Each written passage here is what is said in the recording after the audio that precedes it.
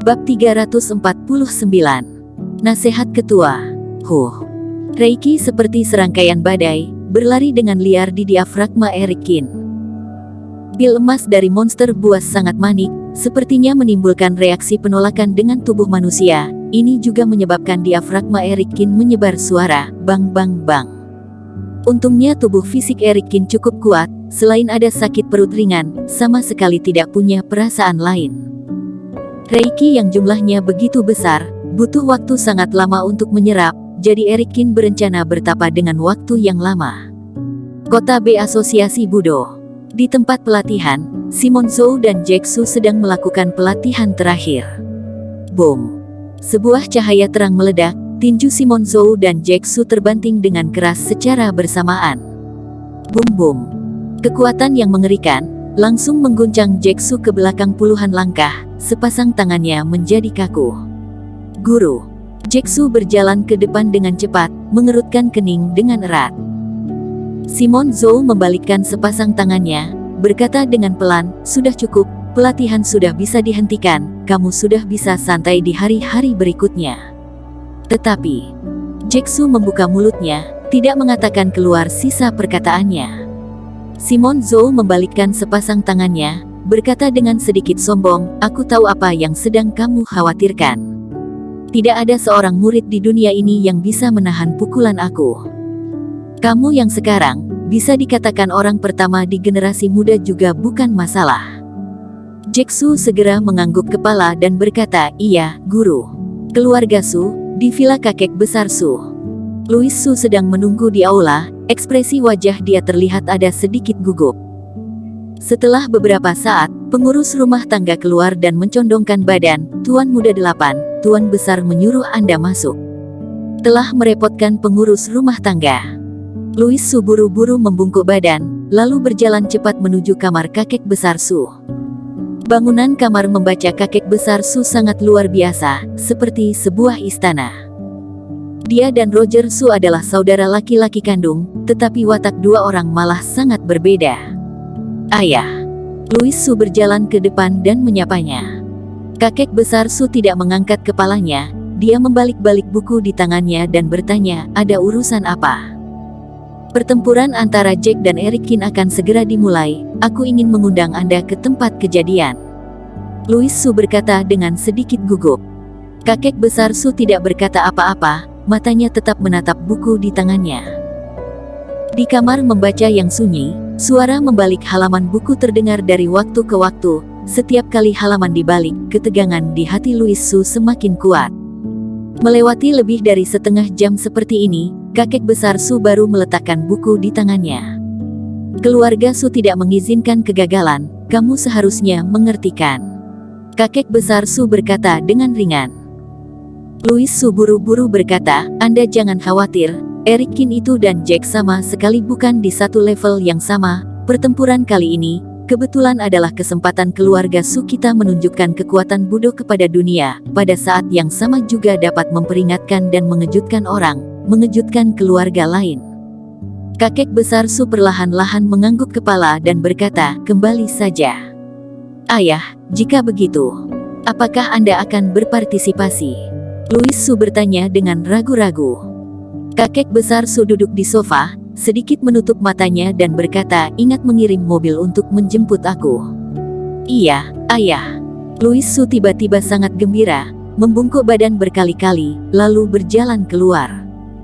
Pertempuran ini disebut terpanas di dunia Budo di kota G dalam 50 tahun ini.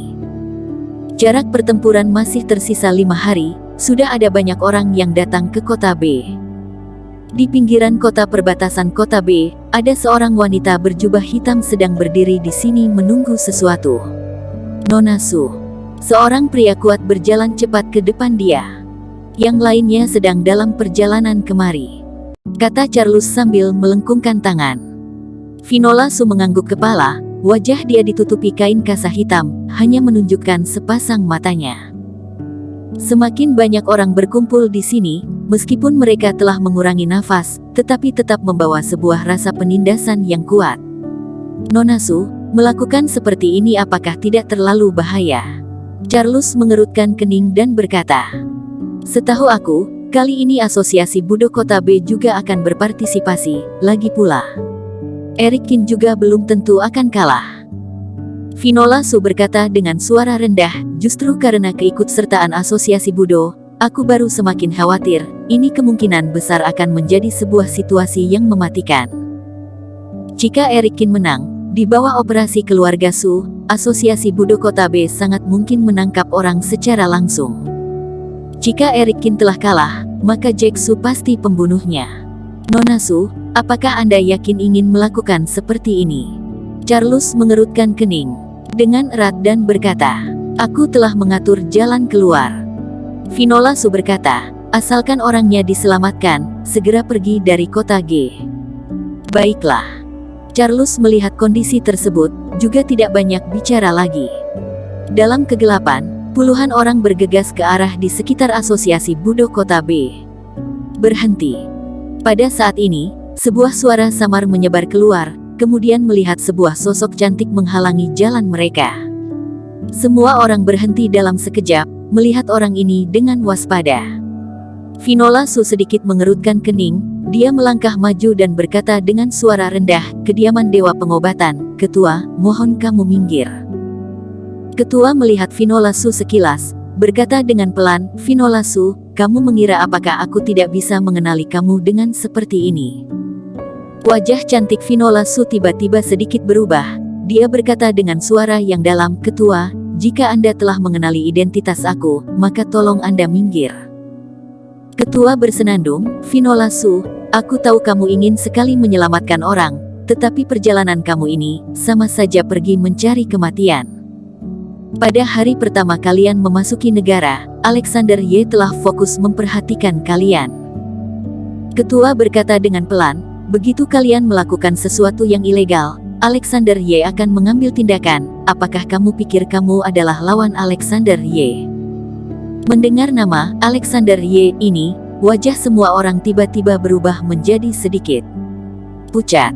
Nama ini bagi mereka terlalu kuat, tidak ada orang yang bersedia menjadi musuh Alexander Ye.